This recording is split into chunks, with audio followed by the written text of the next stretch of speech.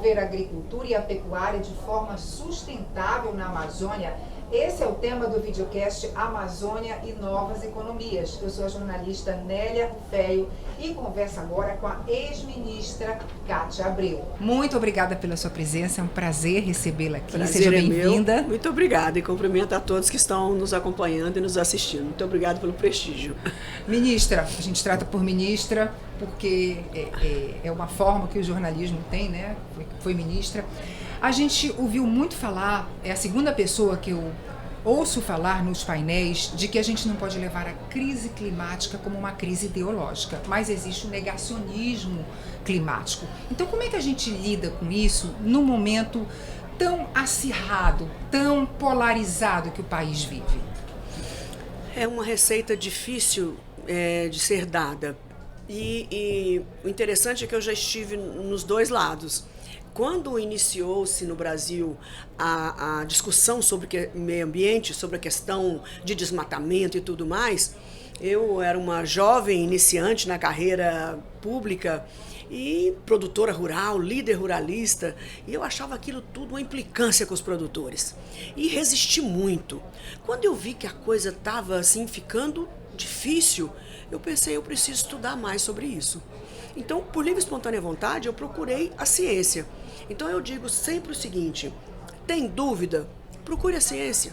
Procure os pesquisadores, conversa com vários pesquisadores, veja o que é fato e o que é fake. Então, eu aprendi muito nesse período com a Embrapa, que eu procurei insistentemente, e eles me deram muitas aulas e aulas e horas a fio, até que eu consegui me posicionar do que estava de fato equivocado e do que precisava ser reformulado e combatido. Então, não existe uma receita única. Eu só aconselho a todos aqueles que concorda, discorda, desconfia, procure o professor da sua universidade, o seu professor amigo, ou vá até ele, um desconhecido, mas procure as universidades e discuta o assunto e procure compreender o assunto antes de se posicionar a qualquer preço e custo, porque alguém falou. E nós temos instituições de pesquisa referência aqui no Brasil, na Amazônia. Que são buscadas pelo mundo inteiro, no Brasil, pela sua eficiência, como a Embrapa, na área agrária, que nós estamos aqui, que é a questão, o foco, as universidades de ciências agrárias no Brasil são maravilhosas. A Embrapa não é a universidade, mas é um instituto de pesquisa, mas nós temos Lavras, nós temos Viçosa, nós temos várias, Exalc, nós temos universidades referência, né? Rio Grande do Sul, Paraná, são coisas maravilhosas e que têm informação precisa e fidedigna para dar, vender e jogar fora. A senhora falou na questão da ciência, né? Desse embasamento científico. E qual é o papel da ciência justamente também nesse desenvolvimento da pecuária e da agricultura? O que ela pode subsidiar para trazer novos modelos de negócio, tecnologia, aumentar a produtividade? Na verdade, a Embrapa já faz isso há 40 anos. E eu explico por quê. Na década de 70, nós éramos grandes importadores de comida, e comida cara. Vinha da Europa, França, Alemanha, México, das Filipinas, que é o lugar mais longe do Brasil, já veio arroz de lá. Então, nós tivemos um problema de balança comercial na década de 70, o petróleo subiu demais e nós tínhamos a produção única e exclusiva do café. E o café não aguentou segurar essa barra sozinho da balança comercial. E o governo brasileiro da época, da década de 70, resolveu instituir uma entidade de pesquisa, mandou 2.000 pesquisadores para fora do país, para os Estados Unidos, e vieram de volta depois de 2 anos e foram criando a Embrapa e fazendo um dimensionamento no Brasil inteiro, e foi crescendo e pesquisando. Então, isso fez com que a agricultura brasileira, já na década de 80, nós já éramos autossuficientes. Na década de 90, começamos a exportar e na década 2000 em diante, viramos um gigante. Então, a resposta foi muito rápida. Então, agora é continuar pesquisando. Eu disse agora há pouco lá no painel que quando eu comecei a minha vida na fazenda, quando eu fiquei viúva, aos 25 anos de idade, a gente engordava um boi com 4 anos e meio, 5, 70 meses, e achava que estava fazendo bonito. 37 anos depois, nós já estamos matando esse mesmo boi com 18 meses, com 20 meses. Como isso? Deu algum remédio neles para engordar? Não, absolutamente, é proibido.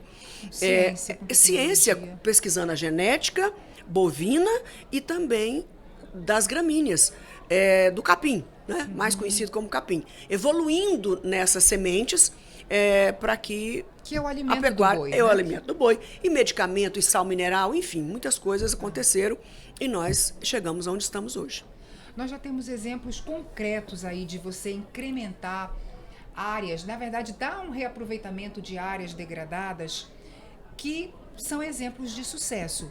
Você pode instalar projetos pecuários, de pecuária, você pode fazer um sistema agroflorestal ali. Mas por que é tão difícil expandir nessas áreas que já foram degradadas? O que falta? Falta financiamento? Falta visão? Não, até o financiamento não. Já melhorou muito, já foi pior. Talvez os juros pudessem ser mais baratos. Ainda em 2009, não, na COP de Copenhague.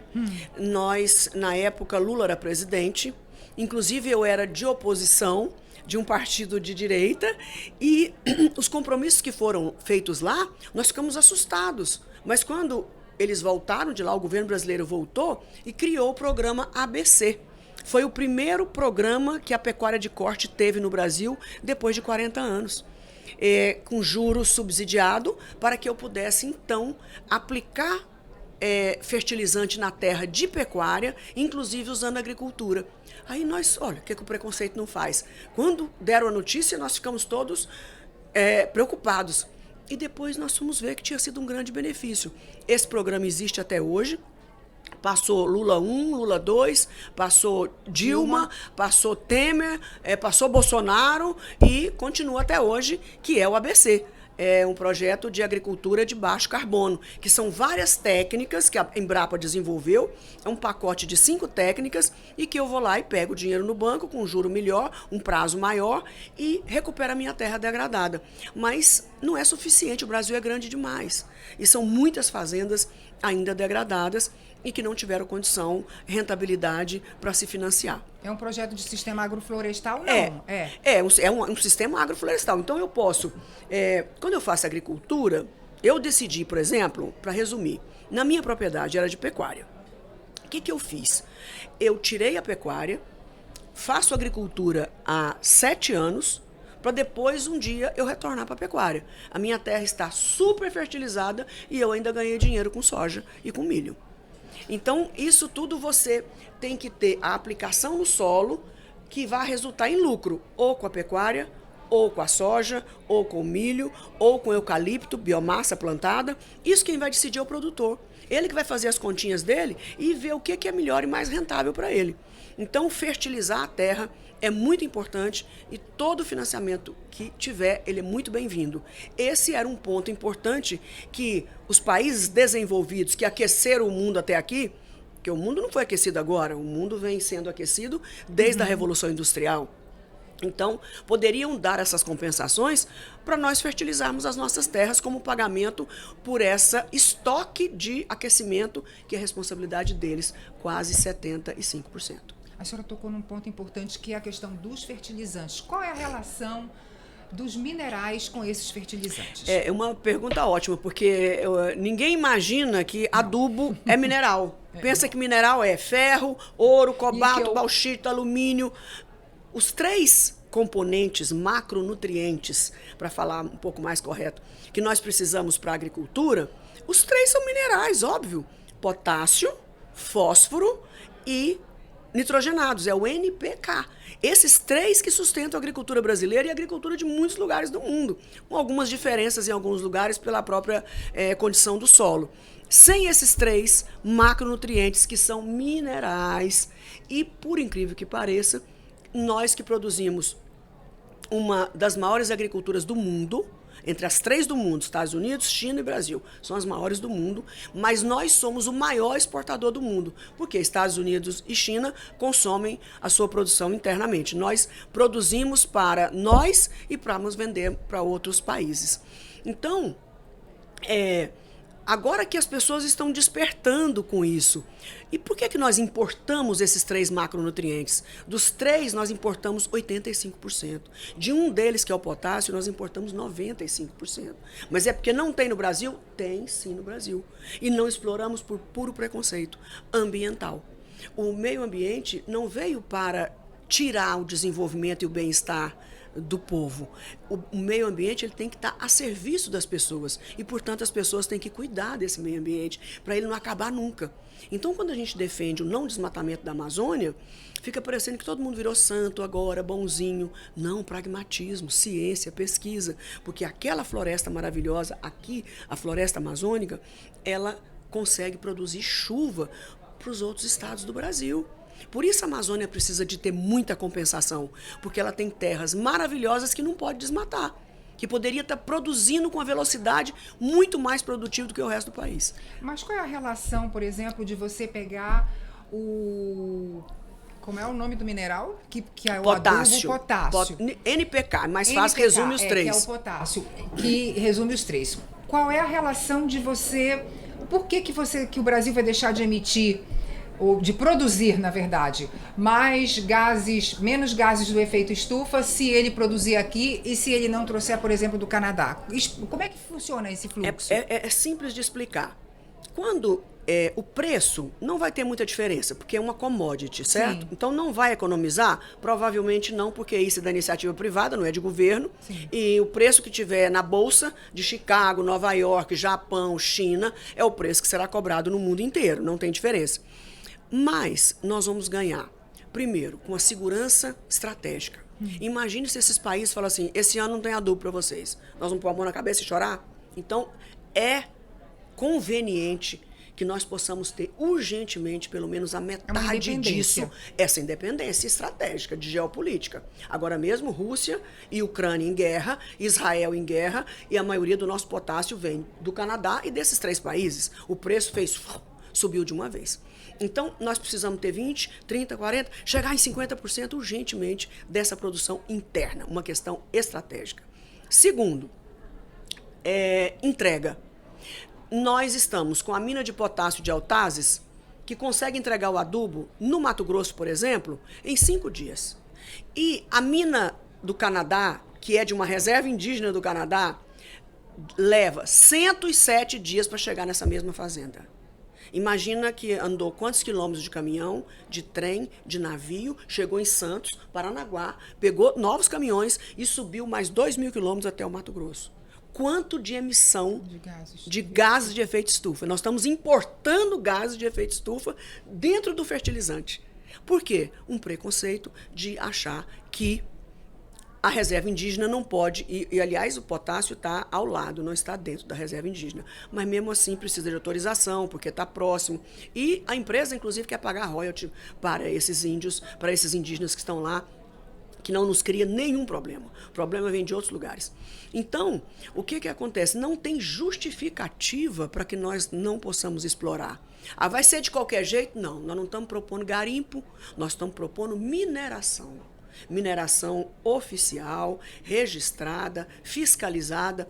Dá problema assim mesmo? Dá. Não viu Mariana e Brumadinho? Agora, aquele acidente horrível que matou mais de 100 pessoas, foi uma desgraça aquilo. Foi horrível, a gente tem que evitar.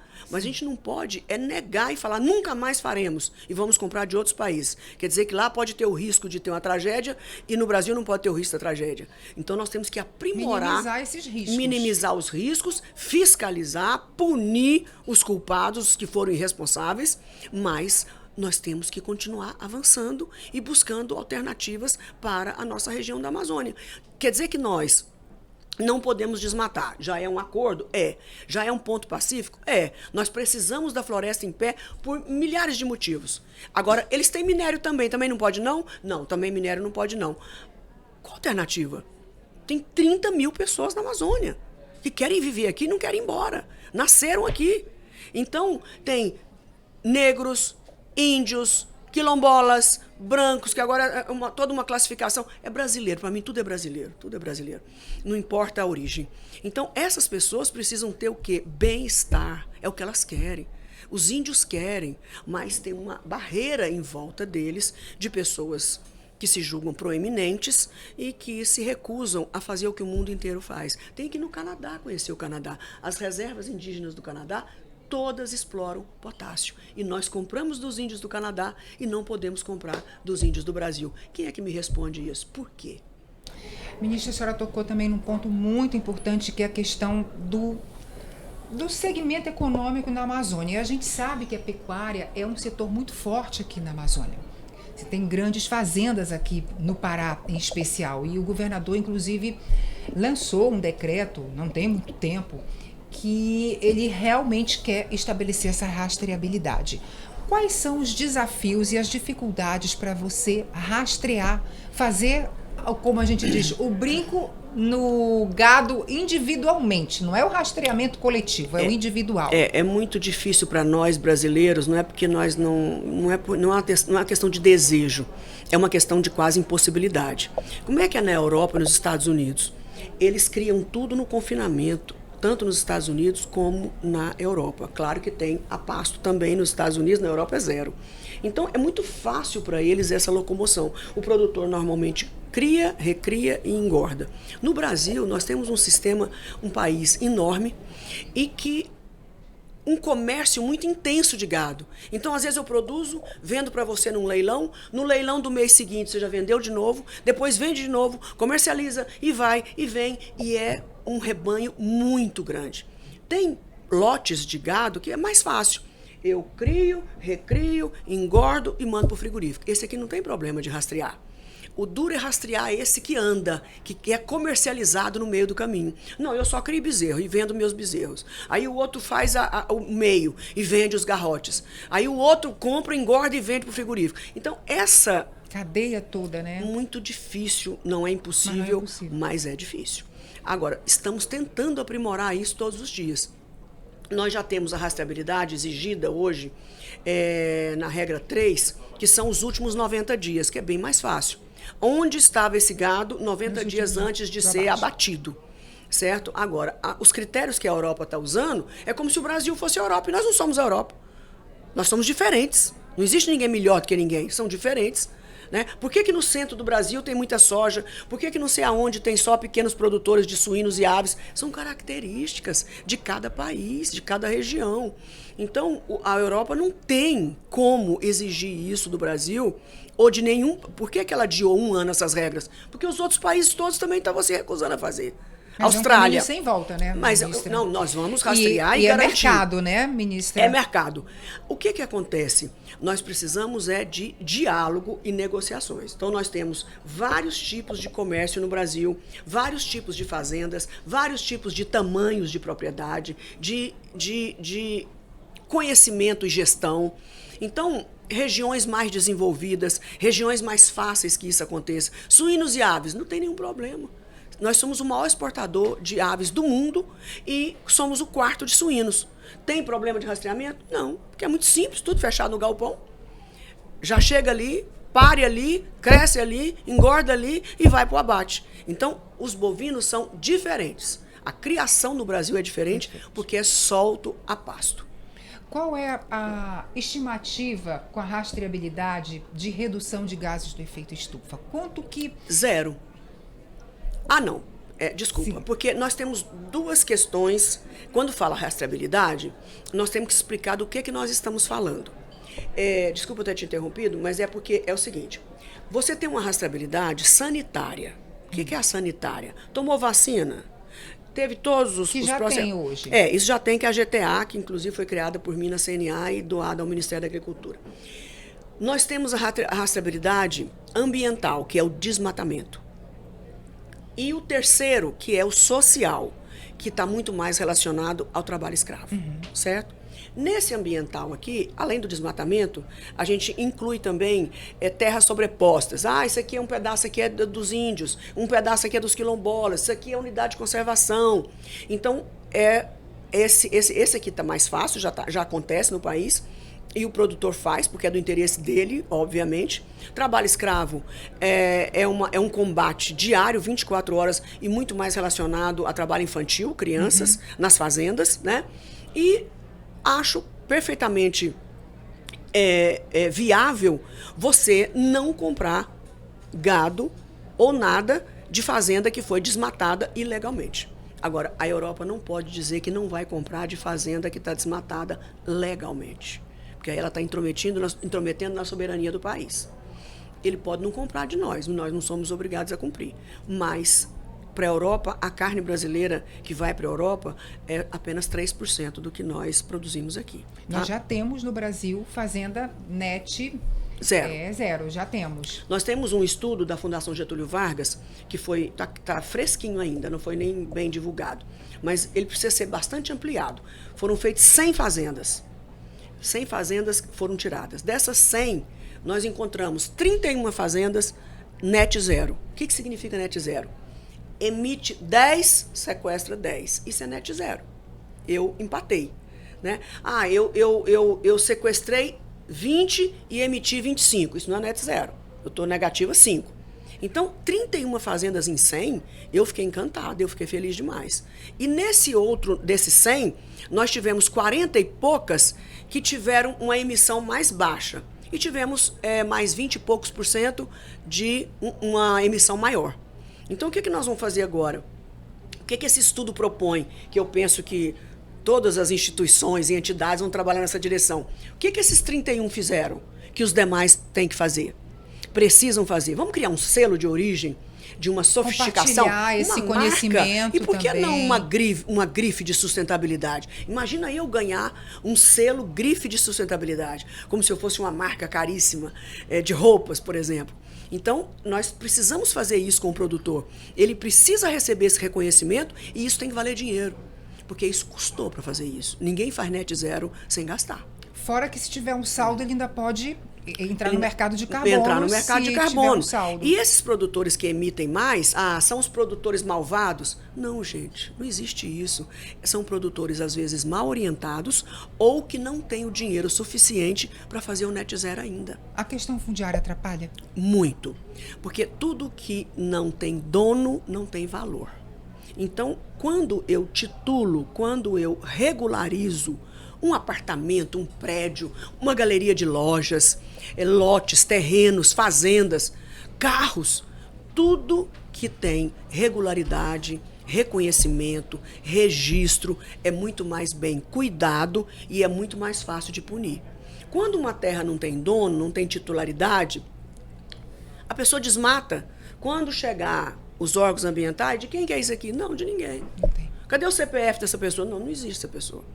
Então, existe outro preconceito. Regularizar terras na Amazônia é apoiar a grilagem. Grilagem de quê, meu Deus do céu? Grilagem de pessoas que estão lá há 50, há 100 anos trabalhando. Vamos pegar, hoje os estudos de satélite mostram até o dia que você plantou a banana e colheu. Tem a rastreabilidade... como é que eu vou falar? Eu inventei aqui agora. Rastreabilidade satélitica. Ela vê tudo, ela percebe tudo, ela identifica tudo. Então, os instrumentos hoje são poderosos para achar os mal intencionados, aqueles que estão de má fé, porque eu acredito muito em gente. A maioria das pessoas são de boa fé. Então, por que esse preconceito? Grilagem de quê? Então, nós precisamos fazer com que essas pessoas sejam tituladas, para que elas possam investir, melhorar suas terras. Você vai melhorar a degradação da tua terra se você não tem um documento dela? Você vai explorando, sugando ela. Eu vou jogar adubo aqui e depois, se essa terra não for minha mais. Então, é uma questão de bom senso. Se a terra é minha, se a casa é minha, não é alugada, eu fico mais caprichosa. Eu pinto a casa, tenho qualquer coisa estragada, eu conserto rápido. Se a casa não for minha, não tiver um contrato bem feito, tem gente que nem liga. E fora que, se não tiver regularizada, você não tem financiamento. É muito mais difícil. Tem financiamento, não existe financiamento. Então, eu tenho uma terra degradada, não tenho o documento dela. Como é que eu vou arrumar dinheiro para investir? E se eu arrumar dinheiro, eu não tenho garantia? E se eu arrumar uma garantia de outra pessoa e fizer? E se depois não titular minha terra e me tomar ela? Então, essas são as questões que eu não consigo ter resposta, como hoje ali no debate. Eu preciso de resposta para isso. Eu não entendo por que não titular a Amazônia. Por que qual é, na verdade, por que não? Qual é a expectativa do setor, do segmento, do agronegócio para a COP30, quando a gente vai ter representantes aqui do mundo inteiro e com o desafio de pensar nessas mudanças climáticas? O que o setor pode propor para melhorar a qualidade de vida no planeta? Olha, não falo nem da Amazônia no Brasil, mas é o planeta. Entendi. É muito frustrante, eu entendo isso, porque eu já fui em quase todas as COPs, eu acho que eu já fui em 80% das COPs. E a volta é sempre uma frustração, porque na COP de Paris, na COP 15, que aconteceu em 2010, não, desculpa, na COP 10, que aconteceu em 2015, eu era ministra.